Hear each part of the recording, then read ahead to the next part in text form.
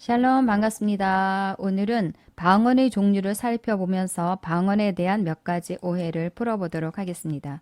방언에 대한 오해는 주로 이런 것들이 있습니다. 그런데 이런 오해는 방언에 여러 종류가 있다는 것을 알면 어느 정도 해결될 수 있습니다.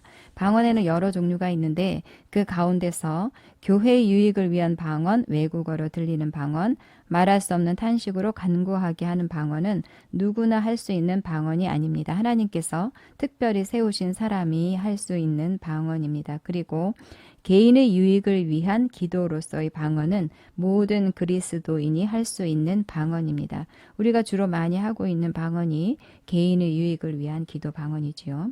자, 그러면 첫 번째, 교회 유익을 위한 직임으로서의 방언. 이거는 누구나 할 수 있는 방언이 아닙니다. 자, 고린도전서 12장에 보면 은사는 여러 가지나 성령은 같고 직분은 여러 가지나 주는 같으며 또 사역도 여러 가지이지만 그 사역을 이루시는 하나님은 같은 분이시다. 이렇게 각 사람에게 성령을 나타내시는 것은 유익하게 하기 위한 것이다. 교회의 유익을 위해서 하나님께서 은사, 직분, 사역 같은 직임을 세우셨고 각 사람에게 성령님이 나타나게 하셨다는 거죠. 그래서 어떤 사람에게는 성령으로 말미암아 지혜의 말씀을, 또 어떤 사람에게는 같은 성령을 따라서 지식의 말씀을, 또 믿음, 병 고치는 은사, 능력, 행함, 예언함, 영들, 분별함을 주신다. 또 방언을 말하는 것과 방언 통역함을 주신다고 되어 있어요. 이 모든 일은 같은 한 성령님이 행하셔서 그의 뜻대로 각 사람에게 나누어 주시는 것이다. 그러니까 이 모든 것들은 교회의 유익을 위해서 교회를 잘 섬길 수 있도록 성령님께서 세우신 직임들이라는 이야기죠. 그래서 고린도전서 12장에 나오는 방언과 통역은 개인의 유익을 위한 것이 아니고 교회의 유익을 위한 직임으로서의 방언과 통역이고 누구나 다 할 수 있는 것이 아닙니다. 성령님께서 세우신 특별한 사람만 할 수 있는 방언과 통역입니다. 그래서 그 밑에 연결되는 말씀을 보면 하나님께서 교회 중에 몇을 세우셨다. 첫째는 사도, 둘째는 선지자, 교사, 능력 행하는 자, 병 고치는 은사, 각종 방언을 말하는 것을 하나님께서 교회를 위해서 세우셨다. 이렇게 각종 방언을 말하는 자를 하나님께서 교회를 위해서 세우셨다고 하고 있습니다. 그러면서 다 사도이겠느냐, 다 선지자이겠느냐, 다 교사이겠느냐, 다 능력을 행하는 자이겠느냐, 다 병 고치는 은사를 가진 자이겠느냐, 다 방언을 말하는 자이겠느냐, 다 통역하는 자이겠느냐. 그럴 수 없다. 교회를 섬길 수 있도록 누구는 선지자로, 또 누구는 사도로, 누구는 방언을 말하는 자로, 통역을 하는 자로 세우신 것이다. 개인의 유익을 위해서가 아니라 교회를 섬길 수 있도록 사도, 선지자, 교사를 세운 것처럼 방언 말하는 자와 통역하는 자를 세우셨다. 그러니까 교회의 직임으로서의 방언과 통역은 누구나 다 할 수 있는 것이 아니라는 거지요. 그렇죠? 하나님께서 세우신 사람만은 할 수 있다는 것을 알 수 있습니다. 그러면 다시 고린도전서 12장 전체를 살펴보면 4절부터 11절까지 교회의 유익을 위해서 직임을 세우시고 그 가운데 각종 방언, 통역을 세우셨다. 그러면서 12절부터 27절까지는 그리스도의 몸과 지체 이야기를 합니다. 몸은 하나인데 몸에 많은 지체가 있다. 하나님께서 원하시는 대로 발, 손, 귀, 눈 이런 지체를 각각 그리스도의 몸에 두셨다. 그래서 온 몸이 눈이 되겠다고 하면 보는 거, 냄새 맡는 거는 어떻게 하겠느냐.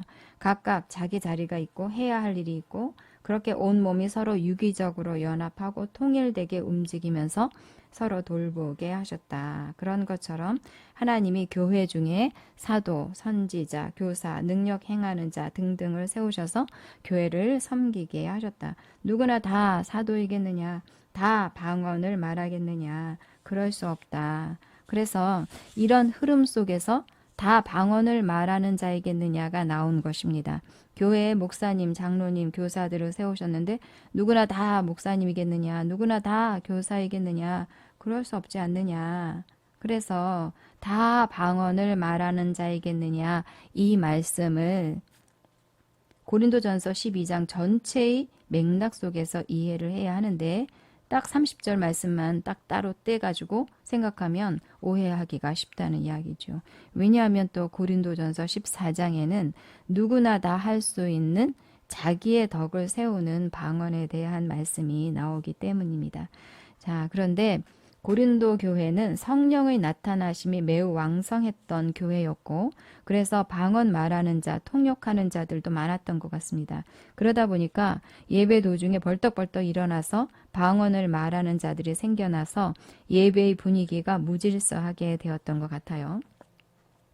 그래서 바울이 어떠한 지침을 주는가 하면 너희가 모일 때에 함께 모여서 예배를 드릴 때에 모든 것을 덕을 세우기 위해서 해라.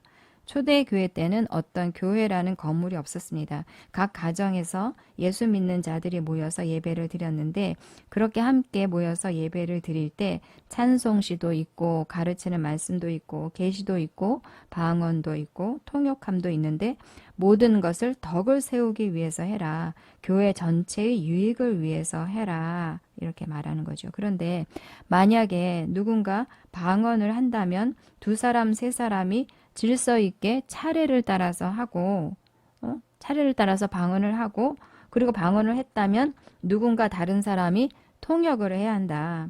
만일 통역하는 사람이 없다면 방언하지 말고 교회에서는 잠잠해라. 통역 없이 방언을 하면 함께 있는 사람들이 그 방언에 대해서 아멘을 할 수 없다. 그러니까 통역이 없으면 잠잠해라. 함께 모여 예배할 때 감동이 와서 방언을 하려고 해도 거기에 대한 통역이 없으면 아무도 못 알아들으니까 그러면 아무 유익이 없으니까 그때는 잠잠해라. 통역하는 자가 있을 때만 방언을 해라. 그래서 성경을 보면 교회의 덕을 세우기 위한 방언 뒤에는 언제나 통역이 이렇게 쌍으로 붙어 있는 것을 볼 수가 있습니다. 그러니까 교회의 유익을 위한 방언은 다르게 말하면 통역을 위한 방언이라고 할 수 있습니다. 함께 모인 자리에서 누군가 방언을 하면 거기에 대한 통역을 함으로 교회가 어떤 지시를 받고 위로와 권면을 받게 되니까 그것은 예언과 똑같은 역할을 하게 되는 것입니다.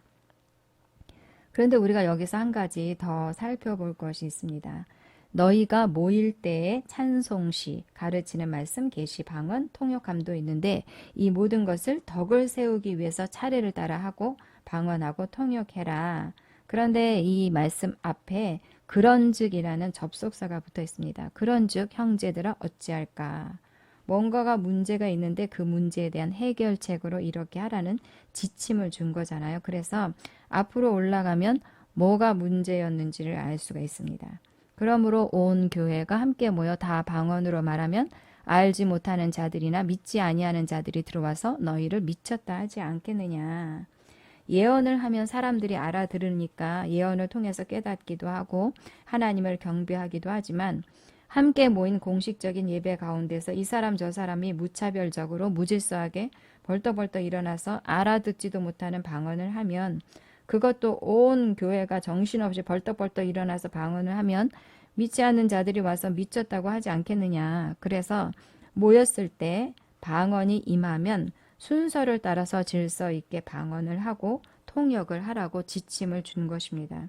그런데 이런 전체적인 배경을 생각하지 않고 14장 23절 이 한 구절만 이 말씀만 딱 따로 떼어놔서 교회에서 함께 모여서 다 방언을 말하면 미쳤다고 한다. 그래서 교회에서는 다 함께 모여서 방언하면 안 된다라고 해석을 해버리면 무척 곤란합니다. 한꺼번에 벌떡벌떡 일어나서 하지 말고 차례대로 방언을 하고 또 통역을 해서 교회의 유익이 되라고 하신 말씀을 교회에서 방언하면 안 된다고 해석을 해버리면 좀 많이 잘못된 거라고 생각이 됩니다. 그리고 개인적으로 기도하는 방언은 사람 들으라고 하는 기도가 아닙니다. 하나님께 비밀을 말하는 기도잖아요. 그래서 개인의 유익을 위한 방언은 사람이 들어야 하는 방언이 아니기 때문에 통역도 필요가 없습니다. 반대로 교회 유익을 위한 방언은 사람 들으라고 하는 거지요. 교회에게 말하는 방언이고 그래서 이 방언은 통역이 필요합니다. 특별한 사람이 할 수 있는 방언입니다. 이렇게 개인 기도로서의 방언과 교회 직임으로서의 방언이 다르다는 것을 알아야 합니다. 교회 유익을 위한 직임으로서의 방언은 다 같이 모인 곳에서 무차별하게 이 사람 저 사람 한꺼번에 하면 안 됩니다. 통역이 필요한 방언인데 통역 없이 방언만 하면 어떻게 되겠어요? 그렇지만 개인의 덕을 위한 기도 방언은 다 같이 모인 곳에서 각자가 방언을 해도 됩니다. 왜냐하면 사람 들으라고 하는 방언이 아니니까 각자가 방언으로 기도해도 됩니다. 각자가 어떤 사람은 한국말로 기도하고 또 어떤 사람은 방언으로 기도할 수 있고 또 어떤 사람은 방언 찬양을 할 수도 있고 또 묵상으로 기도할 수도 있고 자유롭게 할 수가 있습니다. 이렇게 방언이 교회를 위한 방언인지 교회 유익을 위한 방언인지 개인의 유익을 위한 방언인지 성경을 통해서 구분만 할 수 있어도 방언에 대한 여러 오해를 풀 수가 있습니다. 자, 두 번째로 외국어로 들리는 방언 혹은 외국어 방언. 이거는 누구나 할 수 있는 방언이 아닙니다. 사도행전 2장에 나오는 방언이 외국어로 들렸던 방언이었습니다. 오순절 날이 되었는데 마가의 다락방에 모여서 기도하던 120문도가 다 성령의 충만함을 받고 방언을 했습니다. 그때에 디아스포라 유대인들이 오순절을 지키려고 예루살렘에 와서 머물러 있다가 웅성웅성하는 방언하는 소리가 들리니까 모여왔는데 제자들이 각각 자기 나라 말로 말하는 것을 듣고 난리가 난 거예요. 그들은 모두 14개국 이상의 나라로부터 온 유대인들이었는데 와서 들어보니까 웅성웅성 하는데 놀랍게도 자기네 나라 말로 들렸다는 거죠.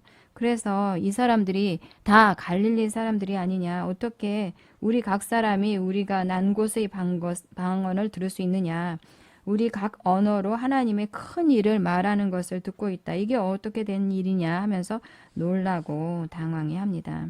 이렇게 이 땅에 성령님이 임하시고 오순절 마가의 다락방에서 처음 터진 방언이 바로 외국어 방언이었습니다. 그러면 우리가 여기서 제자들이 외국어를 한 것일까요? 아니면 제자들은 방언을 했는데 외국어로 들린 것일까요? 이것도 좀 살펴봤으면 좋겠습니다.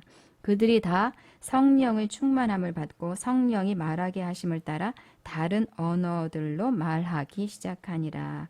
여기서 언어들, 이 언어들이 헬라어로 글로사라는 단어를 쓰고 있습니다. 영어로는 tongues, 혀의 소리라는 뜻이지요. 그러니까 제자들이 혀의 소리를 냈다는 겁니다. 그런데 유대인들이 와서 각각 자기 나라의 방언, 난곳 방언으로 들렸는데 여기서는 이 방언이라는 단어가 앞에 4절에서 썼던 그 단어와는 다른 단어를 쓰고 있습니다. 4절에서는 글로사라는 헬라어를 썼는데 여기서는 디알렉토스라는 단어를 쓰고 있습니다. 영어로는 랭귀지, 언어라는 뜻입니다.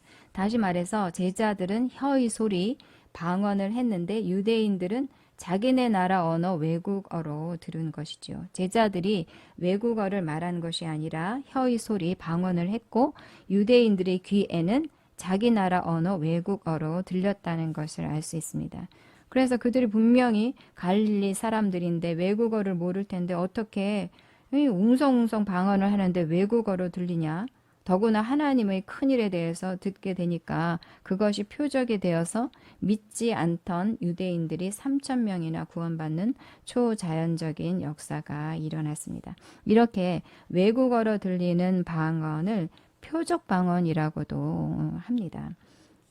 그러므로 방언은 믿는 자들을 위하지 아니하고 믿지 아니하는 자들을 위하는 표적이나 외국어로 들리기도 하고 또 때로는 외국어를 말하기도 한다고 해요.